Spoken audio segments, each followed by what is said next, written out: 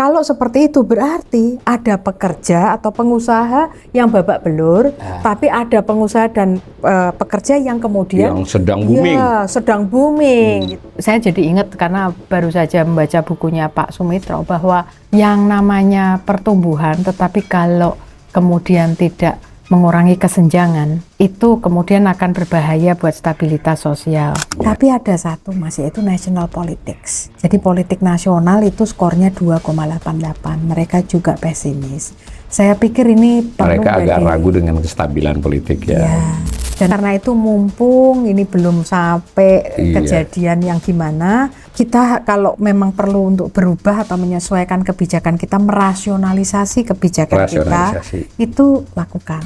Kalau bisnis tidak bertumbuh, dari mana lapangan pekerjaan itu muncul? Tidak akan bisa mengatasi masalah struktural terkait dengan tadi bagaimana kita mampu membayar utang yang sudah kemudian dikucurkan. Hal-hal yang mungkin tidak prioritas dalam hal belanja, kita tunda dulu. Mana yang itu kebutuhan, mana yang keinginan gitu. Kemudian yang lainnya lagi buat masyarakat itu ya jangan lupa untuk terus mengasah keterampilan karena dunia kerja sekarang itu berbeda dari dulu.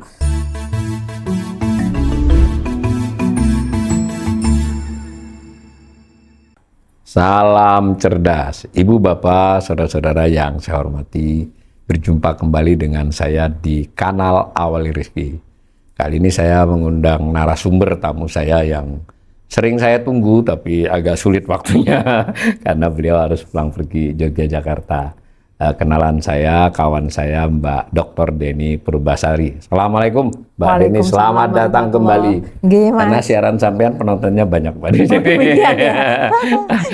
Gitu ya. Saya ada senang, ada nggak senangnya. Ya sebagai kawan kurang suka beliau ini sudah nggak jabat lagi, kasihan nggak pejabat. Tapi senangnya inilah Mbak Denny yang saya kenal sebelum menjadi pejabat, makin rajin mempelajari berbagai laporan, topik-topik ekonomi, makin enak diajak diskusi. Tapi nanti kalau suatu saat amanah diberikan, ya mudah-mudahan Mbak Denny lebih siap.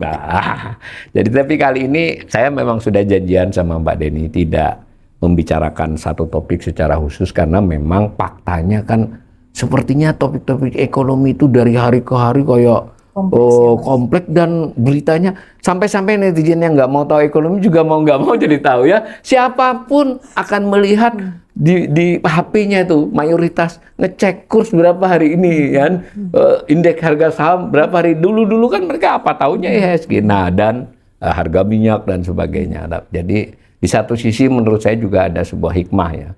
Orang makin pengen tahu kondisi ekonomi, pengen mencoba mencari penalarannya, dan mungkin sedikit-sedikit mereka juga pengen tahu apa sih yang mungkin terjadi kan. Dan di saat yang bersamaan pemerintah juga mau tidak mau kan komunikasi. Nah mudah-mudahan literasi kayak kita ini menjembatani lah antara keinginan publik untuk mengetahui beberapa hal dan memahaminya dengan upaya pemerintah menjelaskan. Hanya memang kadang ekonom tidak harus sama dengan pemerintah pendapatnya. Nah, jadi mungkin biar jadi pembanding supaya memahami kondisinya itu lebih tepat lah. Jadi supaya dari semua sisi pemerintah dan otoritas ya Bank Indonesia memang sudah seharusnya dia bicara optimis, bicara persuasif. Nah, ekonom di sisi lain kan ya ingin menggambarkan begini loh keadaan sebenarnya. Ya mungkin benar pemerintah persuasif atau optimis, tapi jangan lupa ada juga kemungkinan yang tidak baiknya. Kira-kira gitulah. Karena itu ini saya ajak mulai dari topik-topik yang sekarang lagi hangat aja lah. Pemerintah BPS mengumumkan angka 5,61% pertumbuhan ekonomi. Ini BPS cool aja, dia nyebut angka saja, menyebut komponen. Dan yang menurut saya lebih penting lagi, nyaris waktu bersamaan para pengusaha diwakili Apindo, diwakili asosiasi yang lain, ada yang menyatakan kami akan terpaksa PHK atau sekurang-kurangnya tidak menambah lapangan kerja. Di bagian lain yang terkait dengan plastik ini kami sudah mulai tertekan dengan harga plastik dan supply chain plastik. Intinya kayak nggak match tuh dengan glorifikasi tadi, bukan dengan angkanya, tapi dengan glorifikasinya. Mereka ini dapat gambaran sebetulnya pertumbuhan ekonomi itu apa sih Mbak? Ya yang simpel saja, jangan rumusnya. Iya, Supaya iya. kita, Iya, jadi iya, iya. kenapa dibilang tumbuh kami ini? Waduh, ini jadi nggak enak ini. Baik, jadi kalau ini ya di kelas ya Mas Ya. ya, saya mengajar pengantar ekonomi Nah, 2, ya. itu adalah pengantar ilmu ekonomi makro. Pas Nah, itu jadi di bab yang pertama yang dibahas itu tentang pendapatan nasional. pendapatan nasional. Iya, jadi di situ kemudian kita belajar tentang PDB itu, PDB. produk domestik bruto. Kan itu ada kata produk. Produk. Jadi dan itu domestik artinya wilayah, wilayahnya di dalam negeri. Jadi PDB itu adalah total nilai pasar dari seluruh barang dan jasa yang diproduksi oleh suatu negara selama 1 tahun atau 1 kuartal, jadi Ya, periode ya ya. Mas ya. Tapi wilayahnya adalah di Indonesia. Nah, kalau kita memproduksi, tentu kita membutuhkan faktor produksi. Nah, jadi akhirnya nanti kan produksi ini akan dijual. Dijual kepada pengguna domestik maupun pengguna luar negeri, yaitu dalam ekspor. bentuk ekspor. Terus kan kemudian kita dapat balas jasanya, yaitu apa? Duit kan Mas. Iya, Jadi iya, iya. itu pasti nanti akan nyambung dengan yang namanya circular flow. Ada aliran barang dari yang itu sifatnya fisik barang dan Ya. jasa, tapi sebagai balikannya Ya. aliran uang. Sama jumlahnya Iya. kan? Iya betul, karena si produsen yang memproduksi akhirnya dapat pendapatan, tapi pendapatan ini untuk bayar faktor produksi, Iya, iya, iya. yaitu siapa pemilik modalnya. Misalnya dia kan memproduksi pakai utang, berarti Ya. dia harus bayar pokok dan bunga. Ya. Terus pakai tenaga kerja, berarti kemudian Bayar harus upah. membayar upah. Terus saya pakai sewa kantor atau sesuatu, berarti bayar sewa dan seterusnya. Dan kemudian baru dapat profitnya, gitu. Berarti Iya, yang produksi namanya domestik bruto iya. itu ya bisa juga sebagai disebut pendapatan nasional ya. Betul. Nah, pertumbuhan ekonomi itu Artinya adalah kemampuan kita atau total nilai dari produksi barang dan jasa itu semakin meningkat. Nah, karena itu dibedakan, yang penting buat ilmu ekonomi itu bukan nilai dalam arti harganya, karena bisa saja ada inflasi. Iya, betul, Tapi kenaikan apakah harga. kita memproduksi lebih banyak dalam bentuk kuantitas Iya. dan juga kualitas yang lebih Iya, bagus. iya. Jadi pertumbuhan ekonomi itu adalah sebenarnya merefleksikan itu. Kalau bahasanya itu kalau membuat pisanya itu makin gede. Iya, Nah, iya. kalau itu makin gede dengan jumlah warga yang Iya. sama, masing-masing orang asumsinya kan ya, rata-rata. kalau sama ya. Maka akan mendapatkan bagian Iya. dari pisah itu makin besar sehingga makin Iya, sejahtera. Gitu. Jadi lebih sejahtera ya. Iya. Artinya produksi meningkat ya, dari waktu ke waktu, sebutlah 1 tahun atau 3 Iya. 3 bulan, itu artinya ekonomi tumbuh. betul. Dihitung persentasinya gitu ya. Betul. Tapi yang betul-betul dihitung itu bukan nilai rupiahnya, tapi kuantitasnya. Betul, yang Begitu. itu kemudian intinya harga itu diasumsikan konstan dulu Ya, supaya kemudian karena kan kalau kita kemudian tidak pakai harga kan susah Mas. Kalau Indonesia memproduksi 5 gelas, Iya, 10 meja Iya. ditambah 1 kacamata, itu Iya, kan iya. kalau di total enggak bisa. Maka dipakai nilai Harga. rupiah. Nah, tapi harganya itu dibuat konstan Dibuat sehingga konstan. yang diperhatikan adalah sebenarnya hanya Kualitasnya. fisik barang dan jasanya. Kalau begitu berarti kan bener dong kalau ekonomi tumbuh itu bisa dikatakan secara Ini umum ujian- kesejahteraan ini ujian menang. ya, Mas? Enggak. saya pura-pura nggak tahu biar dia jelasin kepada konsumen, Mahasiswa saya kepada pas pemirsa. ketawa, Bu Deni ini sekarang lagi ujian Ya. ini, rasain ini Bu Deni gitu. Tapi bener kan, artinya ini secara nggak usah masa ekonomi lah. Kalau begitu, bener dong pendapat kalau ekonomi tumbuh berarti kan produksi meningkat atau pendapatan meningkat. Artinya kan itu kalau tumbuh. Betul. Nah, tapi kok tadi ada yang merasa kok kayaknya saya nggak ikut tumbuh. Iya. Dan itu bukan acak loh. Karena tadi ada pengusaha yang ngomong, ada netizen yang ngomong. Gimana, Mbak? Jadi betul Mas bahwa di Indonesia ini kan 270 juta penduduk. Ya. Tadi Mas, bahwa ketika kita itu melihat angka PDB naik, tidak berarti semua profesi, semua sektor itu kemudian produksinya meningkat. Ada yang sama, ada yang naik, tapi naiknya tinggi banget. Tapi ada juga yang turun, tapi totalnya itu adalah naik. Ya. Nah, kalau seperti itu berarti ada pekerja atau pengusaha yang babak belur, tapi ada pengusaha dan pekerja yang kemudian yang sedang booming. Ya, sedang booming Iya, gitu. Nah, iya. jadi Oh, itu. seperti itu. Tapi kalau di total tadi bahwa ukuran dari produksi kita itu semakin meningkat dibandingkan setahun Ya, lalu. berarti itu nanti urusannya di detail ya. Betul. Nah, tapi saya ambil kunci dulu tadi.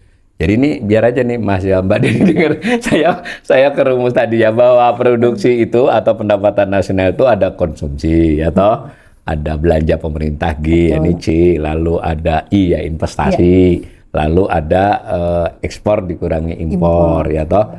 Nah, saya mendapatkan ini kalau ini berdasarkan bacaan, katanya disebut-sebut G kita ini triwulan ini berarti 3 bulan ini adalah belanja yang tercepat majunya, Mbak. Iya. Itu benar nggak? Kalau dari berita resmi statistik itu kita baca demikian, Mas. Jadi saya mencatat pertumbuhan konsumsi pemerintah itu selama kuartal 1 itu 21% year on year. Dibandingkan setahun yang lalu 3 bulan. Ya. Dan itu pertumbuhan yang luar biasa ya. Oh, gede sekali. Gede sekali. Nah, itu yang banyak nyumbang ya kepada persen point. Jadi begini, kalau menurut hemat saya bahwa ini pertumbuhannya paling besar iya, tetapi sebenarnya konsumsi pemerintah itu kan persentase terhadap PDB-nya porsinya lebih kecil. Lebih kecil. Yang kontributif sekali tentu saja adalah konsumsi rumah tangga karena share-nya kan 52-53%. Dan itu tumbuh selama kuartal 1 dibandingkan kuartal 1 tahun lalu itu 5,52%. Itu biarpun lebih rendah dari konsumsi pemerintah, tapi kayaknya paling tinggi tuh sepanjang reformasi lah saya kira. Ya, saya terus terang aja kan agak mengingat-ingat gitu ya, pertumbuhan ekonomi Indonesia itu mungkin paling tinggi itu di zamannya Presiden Yudhoyono. Ya, untuk reformasi ya. Kemudian saya cek gitu, bagaimana dengan pertumbuhan konsumsi kuartal 1 selama periode Pak SBY. Ya. Ternyata tidak mencapai ya angka seperti ini. Jadi ini memang paling tinggi. Saya terpaksa nih mengadu domba dengan opini netizen karena kan ya ngono perasaan sih konsumsi masyarakat itu dari berbagai laporan, meskipun tentu ini yang namanya angka kan harus diuji dengan berbagai cara. Ya kelihatannya kan ada daya beli apa istilahnya, gaya hidup yang kelas menengah yang apa disebut menahan diri, sementara yang rakyat sudah juga konsumsinya nggak tinggi. Itu apa mungkin konsumsi itu secepat itu tadi kan tidak ditunjang oleh pendapatan, mungkin nggak Mbak? Jadi tetap konsumsi masyarakat tinggi tapi bukan berasal dari pendapatan mereka, bisa nggak? Nah, ini saya terus terang tidak tahu jawaban pastinya. Namun kan kita mencoba melihat variabel lain yang barangkali berkorelasi dengan konsumsi rumah tangga. Jadi dalam catatan saya itu, Mas, itu ada publikasi dari BPS Sakernas ya, pada bulan Februari, memang dia Februari, berisan. Ya ada irisan 2 bulan gitu ya dengan bulan Maret ini, yaitu adalah upah atau gaji pegawai buruh karyawan itu 3,29 juta rupiah per bulan. Naik itu 6,47% in nominal term, Mas. Nominal, bukan real ya. Bukan real. Nah, sebelumnya itu 3 juta, sekarang naik 3,2 juta. Year on year, Februari to Februari. Nah, ini naiknya kan 6,47%, taruhlah 6,5 ya, Mas. Tapi kan inflasi bulan Maret dan itu year on year itu 3,5%. 6,5 dikurangin 3,5, Mas, berarti kan 3%. Nah, ketika dan ini kan sebenarnya majority dari masyarakat Indonesia kan ya memang segini gaji upahnya majority-nya ya.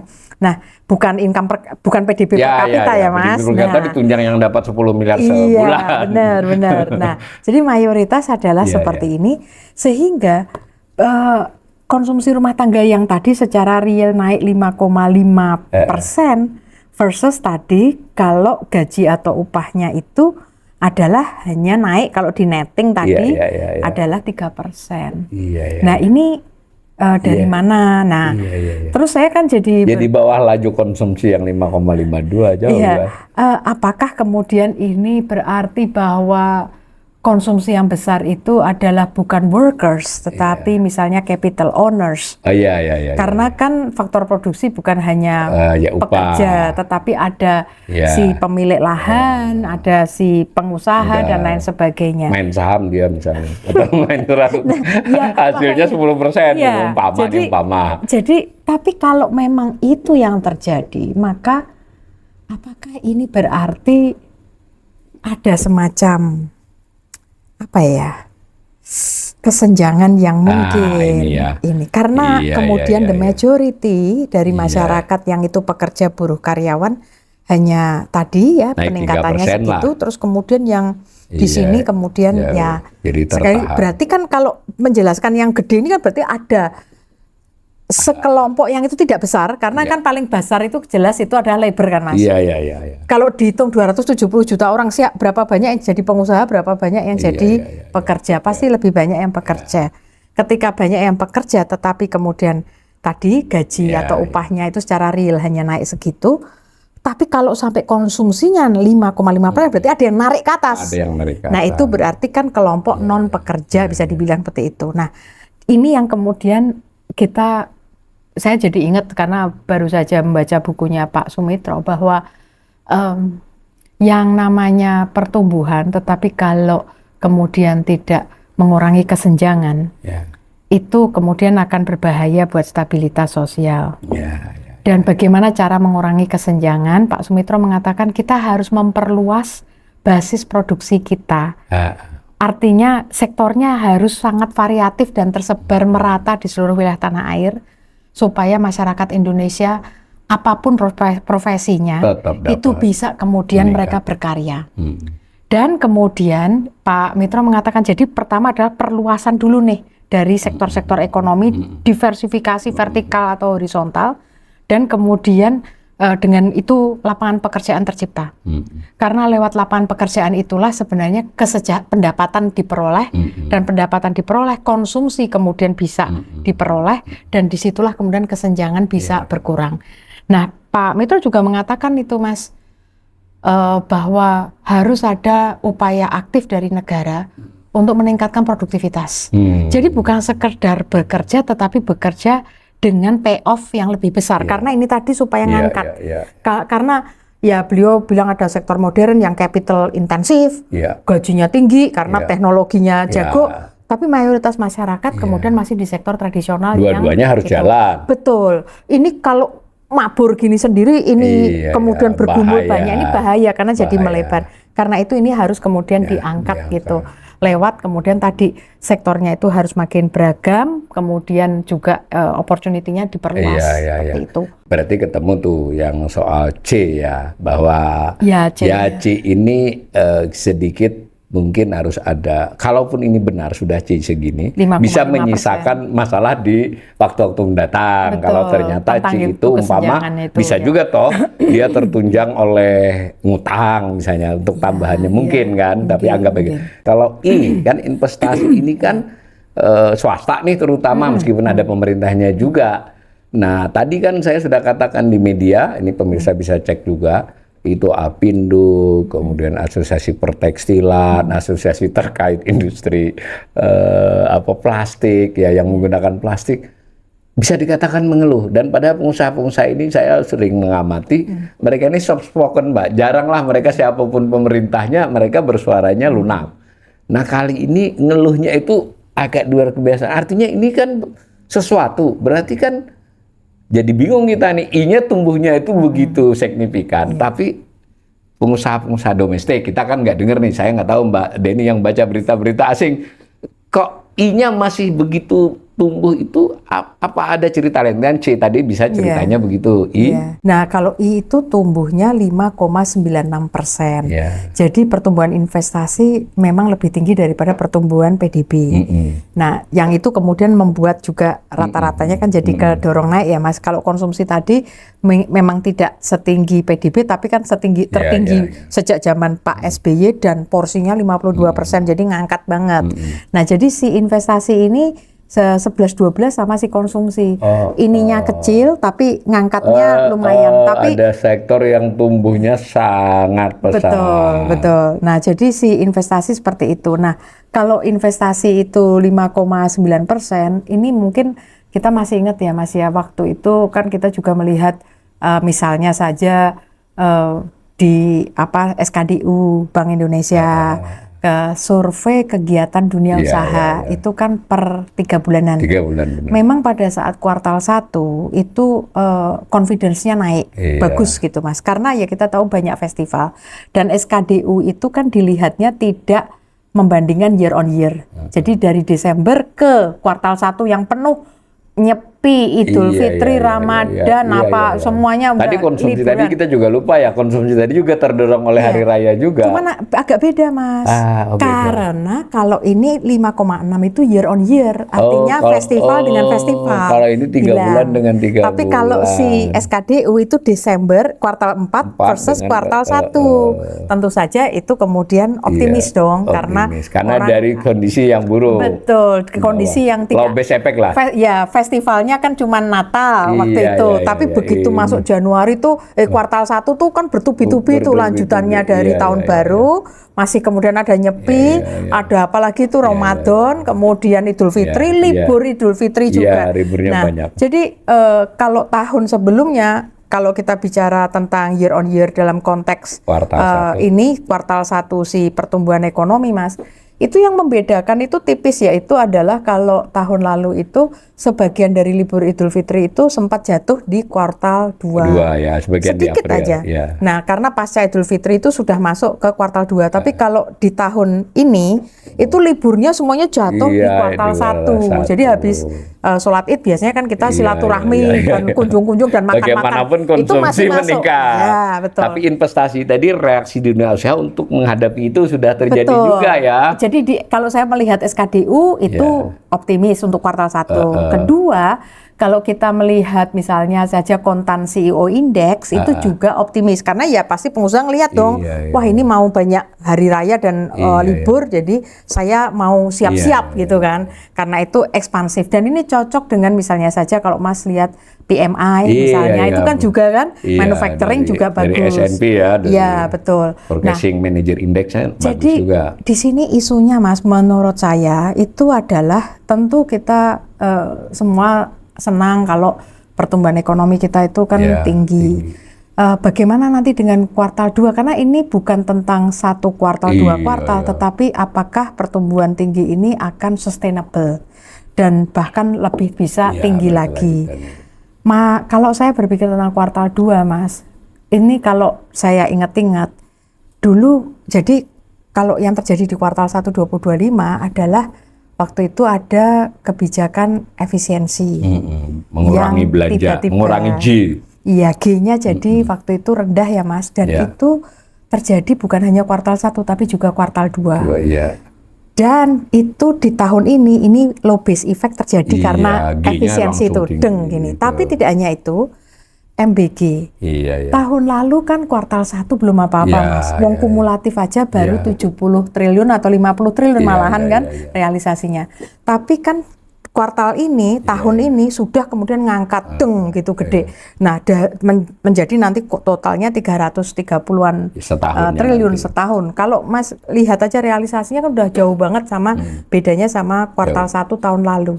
Jadi ada kembali low base effect dari implementasi atau eksekusi MBG. Karena itu kita kebantu dengan konsumsi G itu naik dan kemudian growth kuartal 1 naik. Jadi bukan karena festival effect atau hari raya effect, tetapi MBG ini sama si efisiensi. Terus habis itu mungkin beberapa eksekusi konstruksi atau apa dari Kopdes, karena kan diperluas Mas sampai 80.000 kan ke daerah-daerah itu. Dan bangunannya belum dipakai, dia sebagai investasi sudah keluar bangunan ya. Iya betul. Investasi di bangunan. Jadi itu kelihatan di PDB yang dilihat dari lapangan usaha itu sektor konstruksi. Kalau si MBG itu adalah makanan minuman. Penyediaan makanan dan minuman. Itu kelihatan. Nah, jadi mungkin kalau kan kita ini orang luar ya Mas, nggak lihat raw data atau apa ya kalau di logika oh ya dulu gini jadi keangkat terus habis itu ternyata lapangan usahanya gitu ya agak cocok antara expenditure sama yang satunya adalah lapangan usaha. Perkara tadi karena soal agregat rata-rata dan beberapa informasi lain yang sebagian cukup besar nggak ngerasakan itu soal lain ya. Ya betul, itu distribusi within the society. Nah cuman yang ini Mas, yang satu lagi adalah tadi apakah ini akan sustainable? Nah, jadi berkelanjutan. Ya, kuartal 2 efisiensi itu yang kebijakan tahun lalu, seingat saya, pemerintah tuh baru benar-benar belanja tuh kuartal 3, Mas. Dulunya. Jadi kuartal 2 itu nanti ini diperkirakan akan masih tetap tinggi karena low base effect akibat kebijakan efisiensi. Yang kedua, MBG. Kuartal 2 tahun lalu juga belum jagoan kan ya, Mas? Jadi itu kembali dua efek masih ini ada. Itu masih ada. Betul. Jadi, tapi kita tahu kalau kuartal 1 tahun lalu kita tumbuhnya hanya 4,8% ya Mas. PDB. Bawah berarti betul. Dia. Tapi kuartal 2 5,12%. Nah, jadi ini sudah mulai ngangkat. Jadi hipotesis saya kuartal 2 itu mungkin tidak setinggi kuartal 1. Tapi masih bisa di atas 5. Mungkin. Karena ada trade off dengan yang namanya Hormuz. Karena sudah biaya mulai terdampak. Ya ini kan sudah berarti kan April sudah full. Ya full. Mei ini tanggal berapa sih Mas? Ya ini tanggal 13 kita taping ini. 1,5 bulan artinya 50% itu sudah full effect. Kalau kuartal 1 kan baru si bulan Maret doang. Ya Maret juga baru akhir-akhir. Iya, jadi dia mulai nyerang ya itu kan akhir bulan Februari. Nah jadi Maret itu kena, tapi ini sudah April dan pertengahan Mei dan kita nggak tahu sampai kapan dan diperkirakan harga minyak tidak turun cepat kan Mas. Perang berhenti pun belum langsung turun. Belum tentu. Nah jadi ini bisa kemudian ada tadi low base effect dari sisi fiskal, tapi digabungkan dengan kemudian high base effect dari 5,12% pertumbuhan kuartal 2 tahun lalu. Tapi dikontraksikan dengan yang namanya Hormuz effect.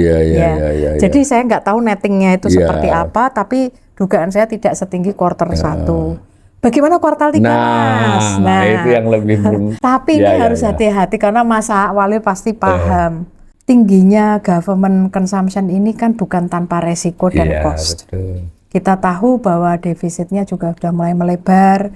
Dan Hormuz ini kan nggak ngerti Mas, karena daya tahan fiskal kita, cash flow-nya pemerintah, kemudian ekspektasi dari market terhadap fiskal kita, ini kan semuanya kompleks. Sudah gitu rupiah juga begini. Jadi bukan hanya harga minyaknya saja, minyak mentah yang naik, tetapi ditambah kurs yang itu semakin mahal, padahal minyak itu kita import. Nah jadi ini kuartal 3 menjadi sangat challenging buat fiskal kita, itu saya yakin di situ. Dan tadi efisiensi effect sudah nggak ada karena kan pemerintah sudah mulai belanja. Mulai biasa lah belanjanya. Tapi MBG effect masih karena MBG kan belum sesolid tahun ini. Dengan tahun catatan ini kan, pemerintah nggak dengerin yang minta berhenti. Tapi kita anggap aja ini jalan terus. Karena sudah dialokasikan soalnya. Ya, asumsinya misalnya begitu ya Mas ceteris paribus. Nah, jadi kalau ini kita bawa terus Mas, pertanyaan yang paling kritis kan kemudian what happen di Januari, di kuartal 1 tahun 2027. Ketika Ibaratnya festival kan sudah gini, kemudian MBG udah full dengan full, berarti kan sudah sejajar. Dan kemudian efisiensi policy sudah sejajar, sudah tidak ada karena tahun ini udah normal. Jadi sumber pertumbuhannya dari mana? Disitulah yang kemudian kita perlu untuk kemudian ya bareng-bareng memikirkan, mengingatkan bahwa government spending itu temporary. Ada batasnya. Yang fundamental untuk bisa terus membawa kepada pertumbuhan itu kan sesuai teori adalah produktivitas, technological change, efisiensi. Yang itu kemudian banyak di-create oleh private sector yang tadi mungkin banyak mengeluh. Karena itulah sebenarnya keluhan yang muncul dari dunia usaha, apakah itu dari dalam negeri atau asosiasi bisnis luar negeri, tentang misalnya saja kepastian berusaha, aturannya yang enak dong, kemudian perpajakannya, jangan kemudian berubah-ubah regulasinya, itu saya pikir penting untuk membangun confidence dari sektor swasta. Lah terkait dengan ini Mas, Kontan kan melakukan survei lagi tentang CEO Confidence Index CEO di confident. bulan April, Mas. Oh, baru ya. Untuk kuartal 2. Persepsi mereka ke Iya, depan. how confident are you untuk kuartal 2. Mereka bagaimana? Hasilnya, Mas, indeksnya itu 2,99. Artinya itu di zona pesimis. Oh, zona pesimis. Dan 2 di bawah 3 itu pernah terjadi pada bulan April 2020 dan Juli 2020. Pada saat COVID. Kita kena Sudah dulu. kembali Jadi ke sudah angka masuk itu. ke itu ya, zona itu. Ya, Dan berarti benar dong cerita-cerita saya tadi terhadap berita-berita tadi. apalagi ada Hormuz, Mas. Ya, itu kan tambah. Mereka ini ya tadi bahan baku apa segala macam ya. Dan kursnya juga nggak pasti. Kursnya tidak pasti. Jadi pasti stres banget kan si pengusaha. Dan ini apa yang menyebabkan mereka itu menjadi tidak confident? Yang pertama adalah daya beli masyarakat. Itu skornya 2,93. Berarti ke zona pesimis juga walaupun dekat sama 3 ya, Mas. Yang itu 3 itu artinya netral. Nah, terus kemudian global ekonomi 2,45 ya perang gitu Iya, karena kan. mereka nganggap kondisi ekonomi itu tidak bagus ya. Ke depan 3 bulan ke depan masih nggak bagus. Betul, konteks ekonomi itu geopolitik nggak beres. Tapi ada satu, Mas, yaitu national politics. Jadi politik nasional itu skornya 2,88. Mereka juga pesimis. Saya pikir ini perlu Mereka agak ragu dengan kestabilan politik ya. Dan tadi yang saya relate dengan misalnya aja tadi kesenjangan kah, opportunity yang lebih luas kah, ini kan perlu untuk diperhatikan bersama-sama bagaimana kita bisa menjaga confidence dari dunia usaha supaya tadi pertumbuhan kita sustainable, inovasinya ada dan segala macam, Mas. Karena sekali lagi ini bukan satu kali game yaitu satu kuartal, tapi kan tahun depan itu ketika low base effect itu hilang semua. Itu terus gimana? Udah gitu kan fiskal kan nggak bisa digas terus, Mas, karena tadi kan kita sudah lihat. Kita udah banyak ngutang. Iya, jadi 12, something ini 21, something ini yang terjadi di kuartal 1. Tahun depan kuartal 1 belum tentu bisa karena kita gimana fiscal space kita untuk belanja segede itu gitu. Bagaimanapun penjelasan Mbak Deni, kita ini mengapresiasi nih 1 triwulan ini bolehlah dikatakan pemerintah banyak berkontribusi ya. Tapi kan itu tidak gampang menjaganya. Dengan tantangan-tantangan, pemerintah tidak mungkin mengandalkan stimulus, ekspansi dia untuk menjadi mesin pertumbuhan ekonomi yang utama. Tetap saja mesin pertumbuhan ekonomi yang utama itu adalah geliat swasta. Tapi istilah Mbak Deni jelas itu. Meningkatkan produktivitas, dunia usaha lancar, teknologi membaik kan. Lalu dengan begitu turutannya mereka menyerap tenaga kerja yang lebih banyak, membayar dengan lebih baik, konsumsi naik juga, membayar pajak. Ya, dan ujungnya kan juga bisa membayar pajak, kan seperti itu. Artinya kan ini sangat krusial ya. Jadi kembali saya terpaksa sampaikan ini. Tadi dari survei kepercayaan CEO ya itu tadi itu kan ya mirip ya, ada PMI itu kan bulanan ya, tapi hanya pelaku industri manufaktur. Kalau ini kan CEO berbagai sektor. Terus kalau dipadankan lagi dengan SKDU tadi juga dengan cara baca-baca ya ada tanda-tanda sekurang-kurangnya di semua survei ini keadaan itu memang belum buruk banget ya, tapi ada penurunan lah keyakinan berbagai ini terhadap kondisi ini. Artinya kan ini sudah jadi sinyal nih kan. Pemerintah harus bereaksi kan, reaksi positif maksudnya, bukan menjelasin kan. Nah, ya kalau saya menangkapnya gitu. Nah, sekarang umpama pemerintah ini ternyata cukup mendengarkan, cukup mengambil ini. Karena kita kan nggak hanya punya pemerintah, Mbak, kita punya Bank Indonesia juga loh. Nah, kan? Nah, di sini saya masuk ke topik yang sedikit geser, tapi masih sama kan. Rupiah itu kan, nilai rupiah itu salah satu faktor kan, berhubungan erat. Nah, ini suasana berita itu nyalahin Bank Indonesia gitu loh kira-kira. Itu ini kita nggak bisa nyalahin netizen kan, karena itu ada literasi begini nih supaya sebenarnya ya tidak harus rumusnya Mbak, tadi kan rumus tuh ya kira-kira rupiah ini kalau bener nggak, ini saya bukan pemerintah yang nganggap netizen itu beneran loh Mbak. Saya ini kan orangnya karena host kan baca-baca nih apa sih komentar kok pada nyalahin Bank Indonesia. Nah, Mbak Deni sebagai ekonom melihat fenomenanya, bukan para pihaknya. Itu apa sih kira-kira yang membuat rupiah ini susah sekali menguat? Ya, jadi pertama Mas itu adalah sebab-sebab struktural. Itu dulu sebelum kepada confidence ya, Mas. Jadi yang struktural itu kan kita melihat dari laporan neraca pembayaran Indonesia.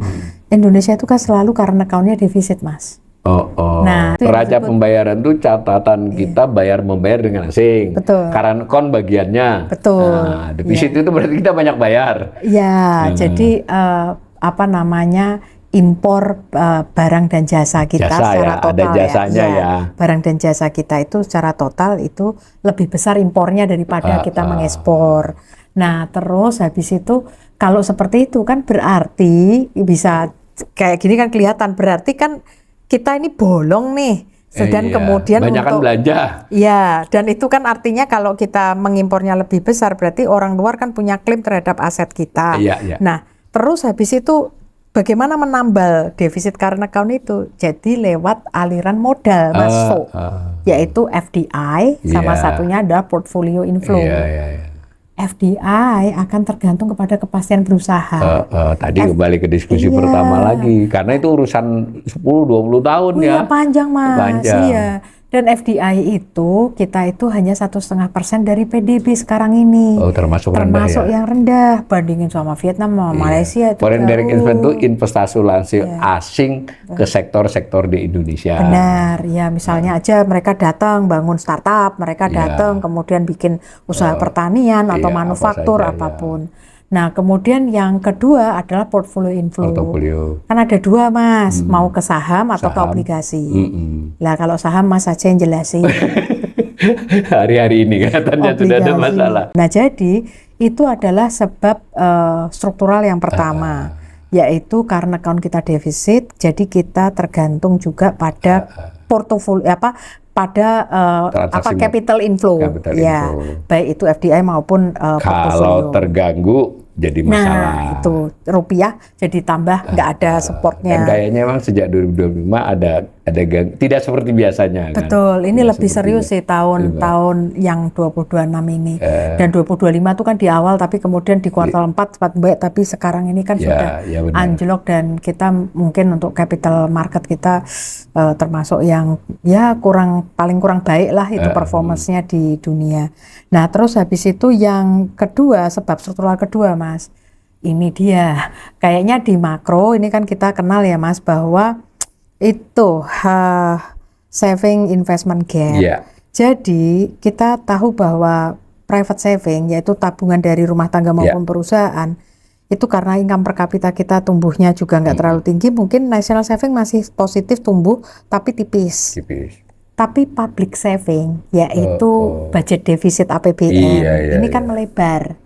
Nah, ketika itu melebar, Mas, itu kan berarti kita harus mengetahui sebab strukturalnya kenapa defisit itu melebar. Salah satunya kan kita ini banyak sekali bayar buat subsidi. BBM.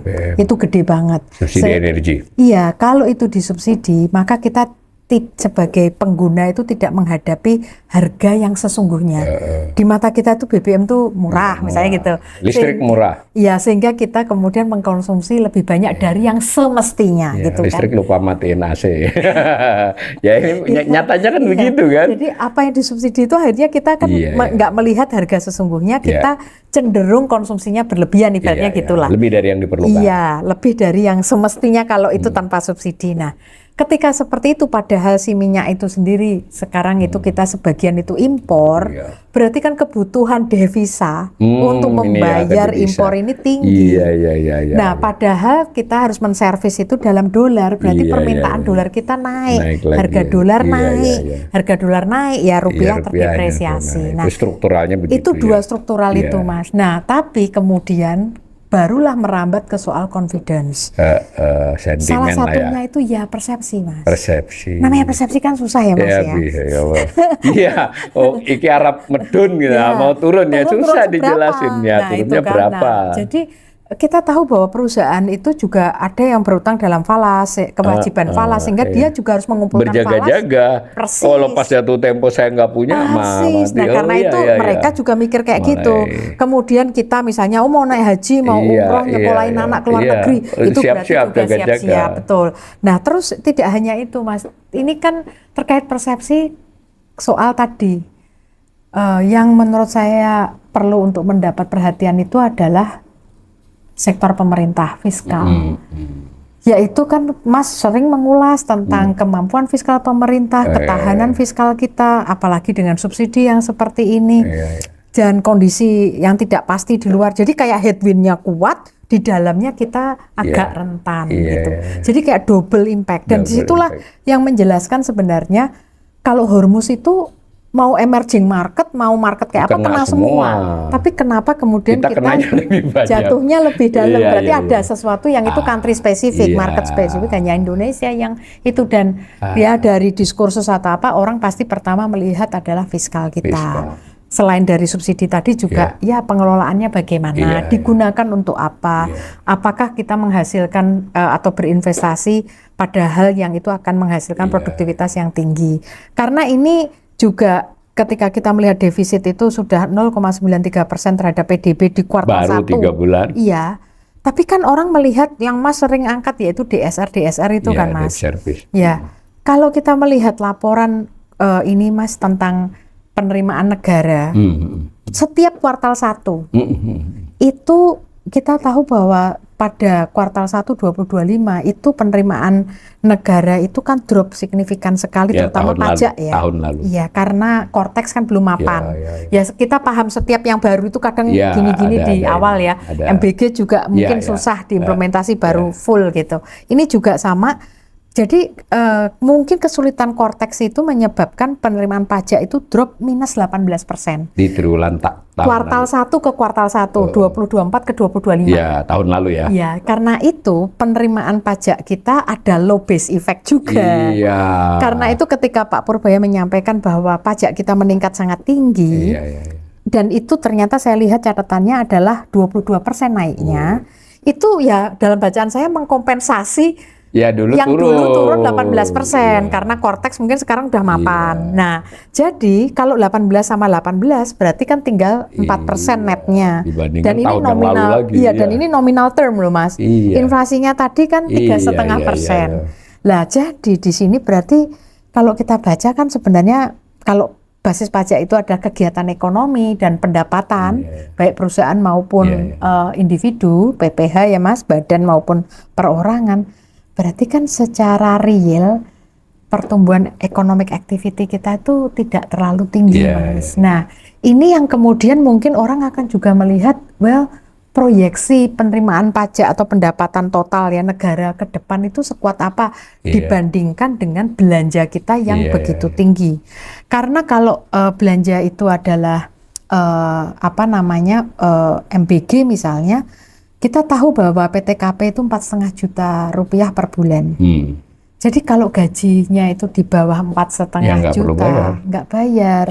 Nah tadi karena itu kenapa produktivitas itu matters, karena diharapkan gajinya bisa tinggi dan kemudian bisa berkontribusi membayar pajak, sehingga kemudian kewajiban ini kita bisa penuhi dan kemudian membangun confidence dari para investor. Nah, jadi ini kan terkait dengan surat utang pemerintah tadi, Mas, yang untuk digunakan membayar defisit tadi, menutup defisit. Nah, ini sampai batas mana ini bisa kemudian diserap atau dibeli oleh entitas domestik.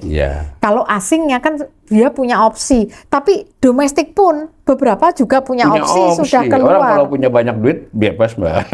Enggaknya itu bisa aset yang lain di dalam negeri, tidak SBN. Dia nggak harus SBN. Nah itu yang kemudian kayaknya perlu untuk kita cermati supaya ini ya persepsi dari para investor ini kemudian semakin positif. Yang kedua tentu saja sebelum tindakan itu adalah statement.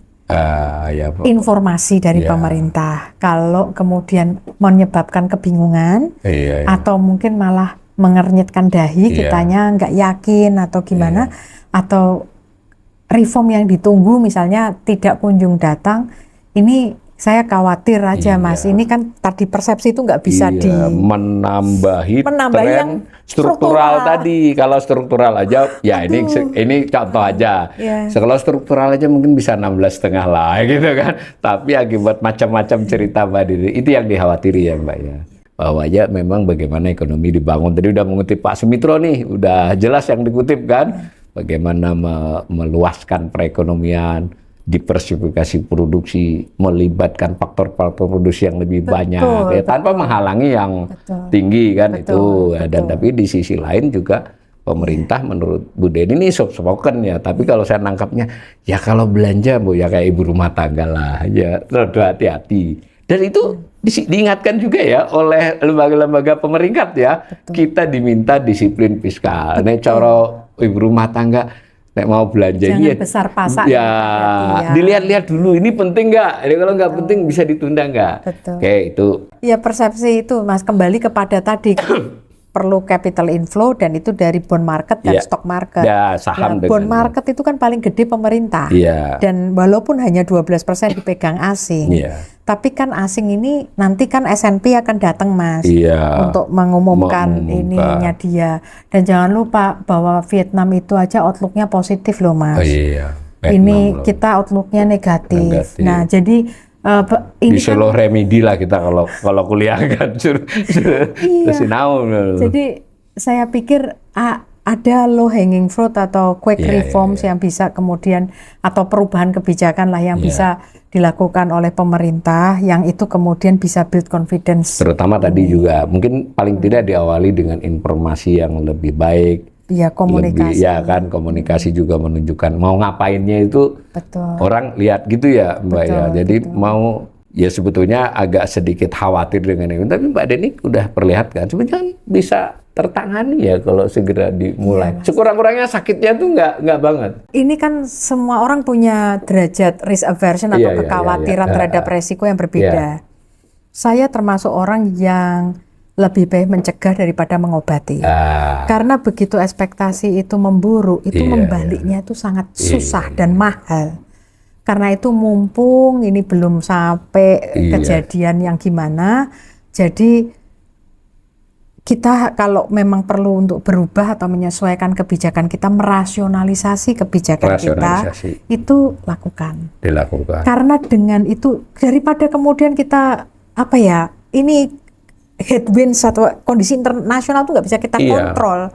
Betul. Jadi kan dan yang susah sebenarnya bukan hanya Indonesia kan? Betul. Hampir semua negara. Jadi apa yang di dalam kontrol kita itulah yang kemudian dibenahin dulu. Belanja kan lebih controllable daripada pendapatan. Dan yang struktural tadi kan misalnya saya tadi sampaikan misalnya belanja tadi, terus kemudian subsidi BBM dan segala macam, subsidi listrik dan segala macam. Terus kemudian yang tentu saja banyak lembaga itu juga mencermati misalnya saja Danantara bagaimana. Jangan sampai kita mengatakan oh ya saya bisa menjaga defisit tetap 3% tetapi off balance sheet-nya digeser misalnya ada utang-utang kepada BUMN. Karena ini kan lembaga rating ini kan sangat juga teliti gitu ya. Dan mereka punya analis yang sangat banyak, bergaji tinggi, pinter-pinter. Ya itu publik harus tahu ini. Dan itu spesialis semua. Jadi mungkin yang kita samar mereka lebih jelas daripada kita. Ya intinya itu ada hal yang bisa dilakukan untuk mencegah pemburukan dari ekspektasi itu. Daripada Bank Indonesia misalnya banyak intervensi ke pasar dengan menggunakan cadangan devisa, ini kan sayang sekali ya. Bisa kalau saya dengan kawan-kawan berkata, ini bisa menggarami air laut kayak gini nih kan. Ya istilahnya itu pada saat orang sentimennya negatif diintervensi itu nggak banyak ngaruhnya. Mungkin tadi kata Mbak Deni berkomunikasi tentang plan yang lebih jelas ya. Jadi komunikasinya itu kredibel. Jadi credibility dari komunikasi itu bahwa apa yang disampaikan itu logis. Tetapi tentu saja jangan sampai cek kosong. Artinya mengikuti dari statement itu ada delivery yang tidak terlalu lama. Tentu akan sangat ideal kalau delivery dulu baru disampaikan. Sehingga kita akan mengatakan pemerintah memutuskan ini, bukan akan memutuskan. Itu punya bobot yang berbeda. Karena kalau akan memutuskan, orang oke deh, logikanya dari kebijakan atau arahnya benar nggak, tapi terdeliver atau tidak itu. Nah, jadi kalau kemudian akan tetapi tidak terdeliver, itu mengurangi kredibilitas. Ya, seperti itu sih Mas. Apalagi kalau sering diralat, ya nggak usah kasih contoh lah. Artinya ini kan arah dari rekomendasi lah dari Mbak Deni itu saya kira mewakili ya seorang ekonom yang serius pasti ke situ arahnya sebagiannya kan. Jadi begitu ya pemirsa, tapi kita tetap perlu closing statement Mbak, supaya ya kira-kira kalau ada rekomendasi umum saja, yang umum ya ke otoritas, dan ada satu yang saya minta, ke rakyat ini kira-kira kita direkomendasikan apa? Bu dosen harus juga mengajar seluruh rakyat Indonesia. Mewakili saya yang di komentar saya itu sering tanya, kami harus ngapain? Waduh, saya nunggu narasumber aja. Ya enggak, ini sebagai manusiawi aja, bukan sebagai ini. Karena masyarakat Indonesia termasuk saya, ini kan kita hidup dalam suprastruktur yang itu tentu saja sebagian itu dibentuk oleh pemerintah. Jadi menjadi kewajiban moral ya buat para pemimpin, siapapun pengambil keputusan, untuk kemudian mengambil keputusan yang terbaik, yang kemudian itu menjadi bagian dari ya amanah dari penderitaan masyarakat begitu. Nah, jadi tadi bahwa dari sekian jenis reforms itu ada reforms yang itu sebenarnya di dalam kontrol kita bisa dilakukan dengan cepat, tapi memang butuh kemudian keyakinan politik terkait dengan itu. Nah, tapi ada reform yang sifatnya itu struktural, lama gitu ya, dan itu butuh waktu, kita menyadari, dan itu harus tekun untuk dilakukan secara terus-menerus. Dan yang penting tadi bahwa private sector itu adalah sumber dari swasta, inovasi. Berikan ruang buat mereka berkompetisi. Nah, kehadiran BUMN tidak haram, tetapi kemudian harus kompetitif. Tetap ada persaingan di dalam industri tersebut, sehingga itu memaksa environment-nya atau industrinya menjadi lebih kompetitif dan lebih kompetitif. Karena tadi, kalau bisnis tidak bertumbuh, dari mana lapangan pekerjaan itu muncul? Sehingga kemudian kita tidak akan bisa mengatasi masalah struktural terkait dengan tadi bagaimana kita mampu membayar kewajiban negara ya terhadap utang yang sudah kemudian dikucurkan. Tapi kalau kemudian apa yang mesti dilakukan oleh masyarakat, nah ini kita ingin Indonesia baik-baik saja dan tenang gitu ya. Jadi jangan masyarakat kemudian bereaksi terlalu cepat atau menyebarkan berita itu, tapi juga dicek. Iya, dicek itu satu hal, tapi di sisi yang lain adalah hal-hal yang mungkin tidak prioritas dalam hal belanja, kita tunda dulu. Kemudian jangan gampang-gampang utang, kredit. Iya, semuanya itu kalau mana yang itu kebutuhan, mana yang keinginan gitu. Dan ini adik-adik tentu saja mau sekolah tahun ajaran baru. Mari kita sisihkan anggaran untuk investasi sumber daya manusia supaya mereka menjadi hebat masa depannya. Kemudian yang lainnya lagi buat masyarakat itu ya jangan lupa untuk terus mengasah keterampilan, karena dunia kerja sekarang itu berbeda dari dulu. Bisa berhenti anytime, bisa berubah dari kompetisi, sehingga kita harus terus belajar. Harus tetap saya belajar. 61 tahun rajin belajar. Iya. Saya pikir untuk masyarakat itu sih Mas. Jadi mereka harus bersiap juga kondisi bisa memburuk, tapi dengan tetap semangat lah ya. Betul. Mudah-mudahan lah. Begitu ya pemirsa. Saya memaksa Mbak Deni untuk ngasih nasihat kepada kita semua. Tapi di luar itu tadi sudah dijelaskan, mudah-mudahan gampang tertangkap ya. Begitulah dalam perspektif seorang ekonom yang rajin menyoroti. Tapi saya selalu disclaimer, Mbak Deni ekonom, saya ekonom punya pandangan. Kami belum tentu benar, Mbak Deni belum tentu benar. Tapi itu didasari informasi, penalaran, teori yang kami kuasai, ya toh, dan dengan niat baik untuk disampaikan. Kalau ada beda-beda dengan siapapun termasuk pemerintah, yaitu hak semua pemirsa saya untuk menimbang-nimbang. Terima kasih Mbak Deni, kita akan segera ketemu lagi. Harus sering-sering ke sini.